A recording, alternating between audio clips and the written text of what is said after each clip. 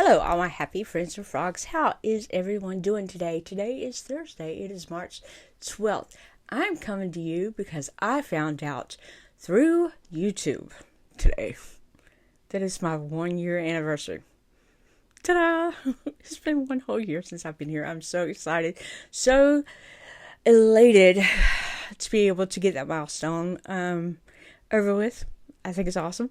I don't have many subscribers. I do have a couple of viewers, and I have a couple of people that will come to me in my messages and say how much they enjoy my energy or they enjoy the message I bring in and that I should keep going. It has been a long ride. It has been a very long ride. I feel like it was just yesterday that I started this up, and I didn't know what to give you. I was going to go with the Meghan and Harry of it all, but everybody was like doing that anyway, and there was nothing that I could come up with that was new. Either somebody else had already reported it or had already covered it, and I just felt like I was being really redundant. So I chose not to do that, and then I was doing the day of, International Day of, and I was doing birthdays and things like that for people, but nobody seemed to be interested in any of that either. Maybe I was just very disorganized with it. I thought I was doing okay, but who knows? So then my Bible study teacher was like, hey, why don't you, I'm excited for you to talk about your trials and errors and things of that nature. I think you should put it all on the on YouTube and see how people react to that. And I think dealing with depression, I think it's a worldwide thing. A lot of people do suffer from depression. I don't know the numbers exactly. I haven't looked it up. So I really try to combat depression and depressive behaviors and depressive thoughts and situations like that with the Daily Stoic. The Daily Stoic is a way that the ancient Romans would hold themselves accountable for what they felt or what other people felt. So they would go into battle and they know that they had these opponents or whatever, but they would not make them enemies. They would not diminish their character. They would not slander them in any way. They wanted to walk away from this opponent knowing that their dignity was intact and the opponent's dignity was intact. And I feel like that is the best way probably to combat depression, because as a depressive person, I took my anger and I took my sadness and I took a lot of my feelings out because I didn't know what they were or what, you just get angry. You don't know what you're feeling. You have no idea. I'm sorry.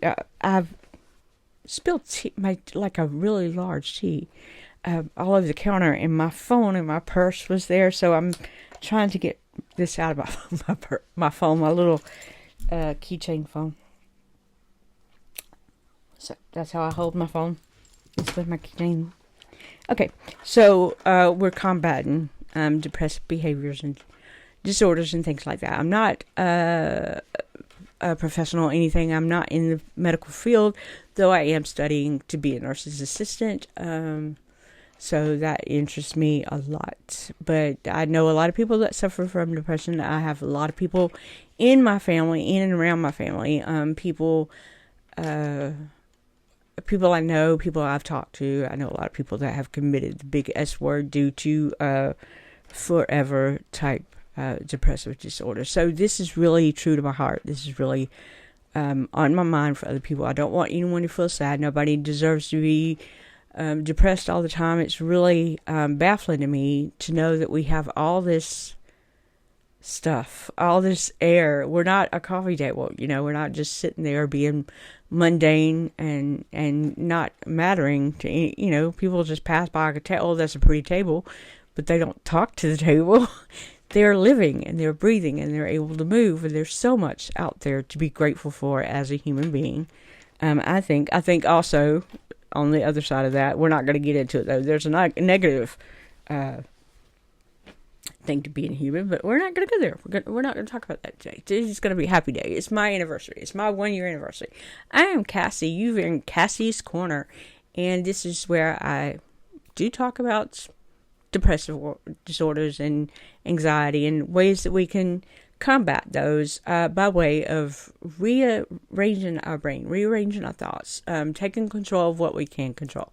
So, if you would, please like, subscribe, and hit that notification bell to be reminded when I drop a video. Leave me a comment. Let me know where you're from. Let me know if you like my videos. Let me know if there's something I can touch on for you. I also have... also, the comments, the likes, and the subscribes helps YouTube fit in my algorithm. It helps YouTube to fit me. I'll get it right in a minute.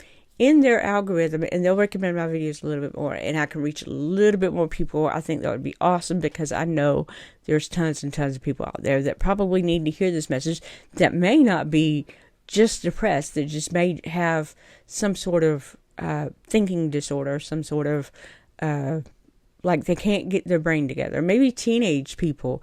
I would love to know that I've reached a teenage person and let them know that there doesn't always have to be a fight, that they don't have to listen to other people, that they're in control of what they do. Because high school and middle school and all of that has gotten so much slack. And I know there's so much pressure, peer pressure, for people trying to do as their friends would like for them to do. And a lot of people are being talked into that as the big S word, just because somebody else doesn't like them, and it's not fair. I don't think it's fair at all. So help me get into YouTube's algorithm so that I can be recommended. I also have an email. It's Cassie's, no apostrophe, _corner@outlook.com. I probably need to check that right after I do this. I was messaging a person, so I really need to check that after I leave here.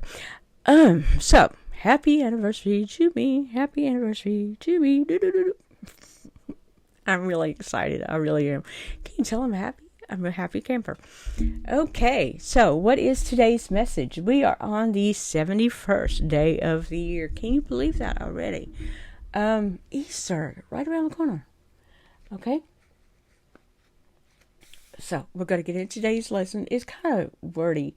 Why don't I switch it around? So, I'm going to do day 71, but I'm going to do tomorrow's entry today, and then I'll do today's entry tomorrow, because that looks really lengthy, and I'm like being pressed for time.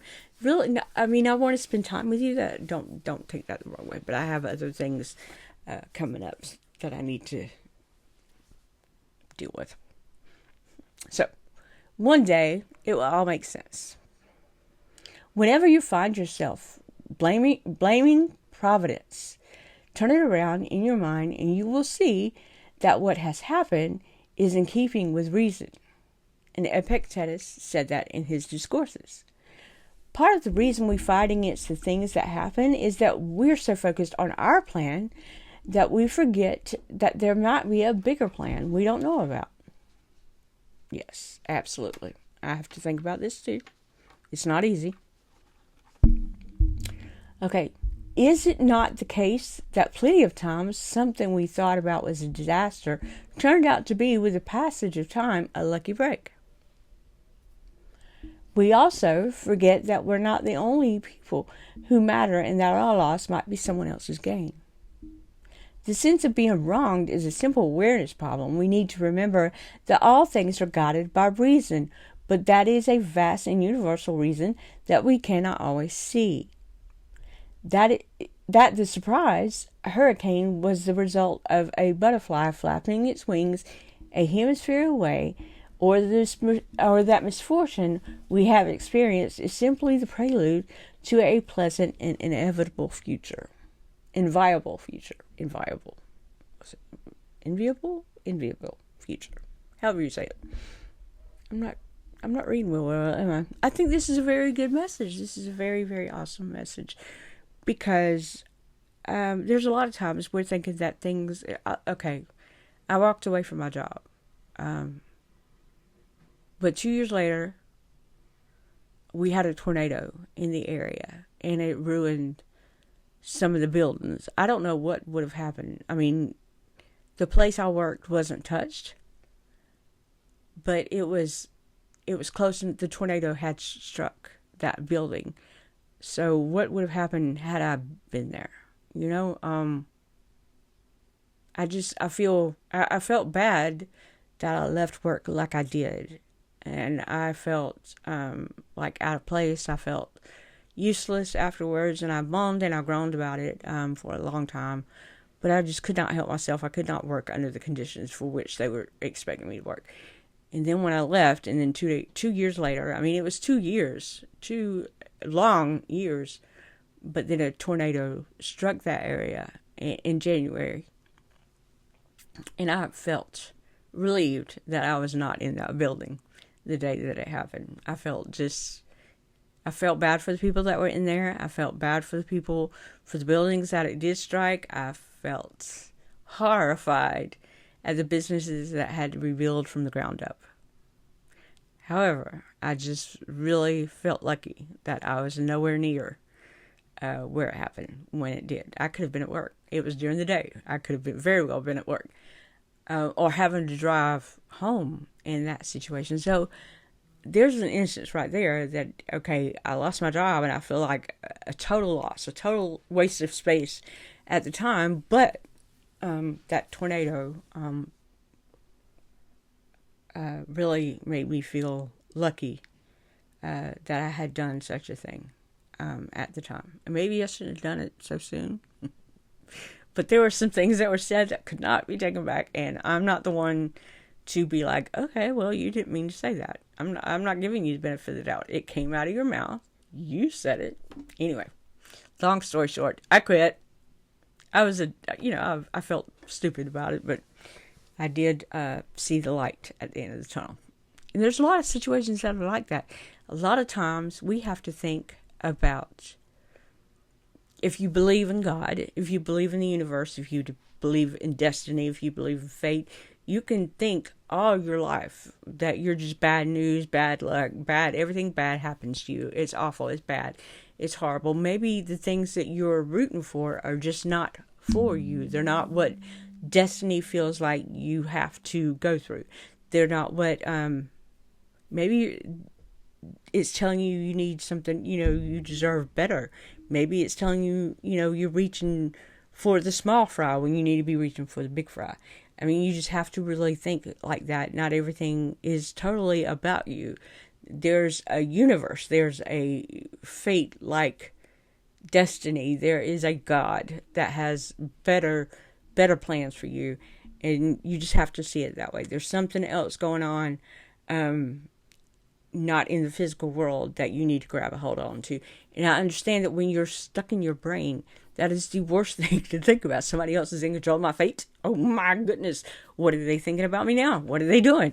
And I felt that way for 20 to 15 years when I was laying in bed. I was like, oh, this is not what fate wanted me to do because I'm not getting better. Or this is not what God planned for me, and I need to get better. I need to honor Him and get better in my situation. This is not what my destiny is. I have a purpose. I have to help somebody else to become better. And I'm hoping I'm doing it by this YouTube channel. I really am. I don't think anybody deserves to be depressed. I don't think anybody deserves to lay in bed and think that they're worthless. I don't think anybody should be sad for any reason whatsoever. There are sad moments. Yes. You may have lost. I know a person that has lost 7 people in their family in a year, and I have no idea how they went through it. I have no idea. I don't know what they did to go through it, but they did it. And that can't even be a reason for, yes, you're going to miss these people. Yes, you are, but you have to also think they're probably being taken care of. They're probably not suffering anymore. I mean, you can't say it as a total loss because you do have memories for these people. You do have some time with these people. You were lucky enough to spend with these people that they're passing. Yeah, you're going to miss the person. But I would rather someone feel safe, and I would rather someone not be in pain, and I would rather somebody else not hurt than to spend more time with me. Their heavenly ascent, if you believe in that kind of thing, their spiritual Being deserves to be at rest more than I need more time with them. I often thought about that. That was my mom. Well, I'm going to miss my mom, but I had my mom for 50 years, so I really could not. I was lucky that she had not passed away sooner, or that I was just very lucky to have those 50 years with her. So I had to turn it around and be like, you know what? I can't be mad that she's gone. I can't think of it like that. She's gone. She's just gone. And I'm so glad that even though we had some really, really rough times, I am so glad that I did have whatever time I had, however mangled it may have been, however frustrating it may have been. I still had that time with her. And I felt weird. Like, I felt the same about my grandmother. My grandmother had developed Alzheimer's, and I was the first person she forgot. I was the middle child. She knew who my sister was, and she knew who my brother was. So that was hard, and I couldn't go around her because it hurt so bad that she did not know who I was when I was in her face. So that was my fault. That was pride on my fault. That on me, that I should have tried to see her more often in her. But I don't think she would have liked for me to have known her. I knew her as a big, tall, strong lady. I knew her as somebody that didn't have a husband for 50 years or whatever. I just couldn't, I couldn't see her frail. I saw her one time, and there were moments that she would know who I was, and then she wouldn't know who I was. I mean, it was like spotty, so I'm still glad I had those moments that she would know who I was. But I'm just glad I couldn't, I just, my heart couldn't see her that way. She was my hero, so I didn't want that vision of, I wouldn't even look in her coffin after she passed away. I couldn't even do that. I let everybody else go. I held everybody's babies. I let everybody else go see her, but I couldn't do it. Just weird situation. Is there anything else that I need to go with this? I can't think of anything. Just a lot of problems just because you think it's bad luck, just because you're having bad luck, or you're bad news, or you walk around with a cloud over your head, a rainful cloud like that kid on the Peanuts. Or you're Eeyore. Eeyore is my favorite Winnie the Pooh character, only because of the way he talks. Thanks for thinking about me. He's my favorite. But don't be an Eeyore about certain situations. There's something better. There's something different. There's always a door. Whether or not you've closed one, another one's going to open somewhere. Sometimes you might have to force that door to come down and make your own destiny. There are people like that are so in tune with what they want and what they need in their life that they barrel down doors. They don't worry about someone opening a door for them. When God said, another door is going to open, He didn't say you didn't have to open it. I'm just saying. A lot of people open their own doors. Like I opened my own door. I started this YouTube thing for my freckles and for they thought it would be a good idea if I started a YouTube channel. And now I'm here for a year. I'm so glad. Please say your affirmations and know that they are true. Know that you're worthy and you deserve everything you desire. Please write down in your journal, at least for 6 months up to a year. Your morning journal has to be 3 to 5 things that you would love to accomplish, and make sure you you check them off and make sure you do them so they don't stick as dust bunnies in your brain. Everything that you have not accomplished in your life does stay. Trust me, I have crochet over there, and I have paintings, and I have lots of artwork that I say I'm going to do, and then I don't do them. They're still on my brain. I know that they're there. I have not checked them off yet. But I've also learned to put that file. I've kind of like Bruce Almighty, when he's in the movie, and Morgan Freeman pulls out his filing cabinets, all his filing cabinets. This is how he rearranged everything. I feel like that about my brain. That is what I have used it for. I have this really big filing cabinet on my brain, in my brain, and I'm like, okay, that's in the very back. I'm not going to worry about that right now. It's not really, really important, but it is a dust bunny. It is a file that I need to get out of there. I'm giving away all my tricks. I do have urgency folders. I do have like family folders. I do have soon to be soon do soon do soon or something. Things I need to think of immediately, and then I have conversations planned out. I have only because I am anxious, and I have had to practice certain situations that might be said or whatever to combat, or I could freeze again. Who knows? Who knows? You know, I have a lot of frozen time folders in my brain. Have to forgive me. Have to forgive. I'm just one of those people. I have a sleep deprivation folder. That happens a lot. That one stays open most of the time. Yeah, and then I have the doctor kind of folder because now that I'm older, I'm having to go to the doctor more often and blah, blah, blah, blah, blah, blah, blah, blah. You don't want to hear all this stuff. Nothing. But that's just how I organize my brain. It's just one big filing cabinet. So that way I understand in my mind what is important. When somebody says something, okay, yeah, it kind of stung a minute, but I'm going to put it in this folder of things not to worry about. Just that was somebody else's problem. They said it. I didn't say it. I didn't make them say it. So that's how I work. Sorry, guys. Nothing new here. Nothing new under the sun. I promise you. I want everyone to have a wonderful day. Da, da, da, da, celebrating one whole year. I am so happy you're here with me. I'm glad you watched. Find somebody you appreciate. Oh my gosh, that is so important. Find somebody you appreciate. Whether it be the way they act, whether it be their hair, their earrings, I have bigger earrings that I want to put in my ears. The problem with those are the back they don't stay clasped. I mean, not like anybody cares, but just talking. They wouldn't stay clasped, so I'm scared to lose them. Maybe I could squeeze them together. I don't know.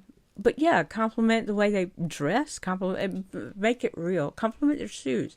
Make sure it is something real, because people know when they're being snowed. I really, really feel that. I mean, it's just an intuition thing. People can spot it right off. People can tell when you're not sincere. They do. They know when you're lying. People know. I mean, if I came up to you and said, "Oh, I love your teeth," and you really had some rough teeth, and there's like probably not, you didn't care for them as much as a kid. See, I don't have white teeth because I didn't care for them, and then I don't have an enamel, so that kind of makes me mad. But however, I'm just going off the deep end. I'm so excited about today. So excited. Today also I had a friend, it's his birthday. I had a friend who lived in Connecticut, and we talked on Facebook for a great time. Not to bring anybody down. I thought this was just kind of weird how the world works. Today is his birthday, but he lived in Connecticut, and he had this idea that he was going to move to Georgia to be closer to me because we were really, really good friends. Now, we're talking about a big dude. He was an Italian dude that